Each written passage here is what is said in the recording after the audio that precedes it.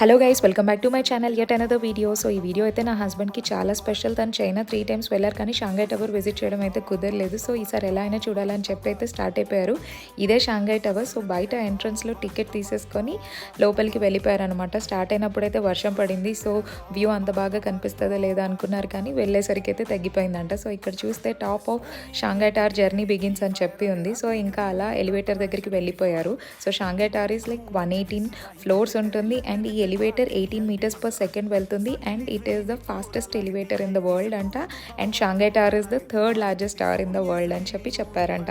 So పైనుండి view అయితే ఇలా ఉంది, చాలా చాలా బాగుంది అన్నారు. కెమెరా అయితే జస్టిఫై చేయలేదు, but it's really nice, worth watching అని చెప్పి చెప్పారనమాట. లైక్ అట్లీస్ట్ ఈసారైనా ఫినిష్ చేయగలిగాను ఈ ప్లేస్ని చూడడం అని చెప్పి హ్యాపీగా ఫీల్ అయిపోయారు. సో రిటర్న్ వచ్చేటప్పుడు అయితే లిఫ్ట్ వచ్చేసి 10 meters per second వెళ్తుందంట. సో ఎంట్రీ టికెట్ వచ్చేసి 1200 to 2000 rupees అంట.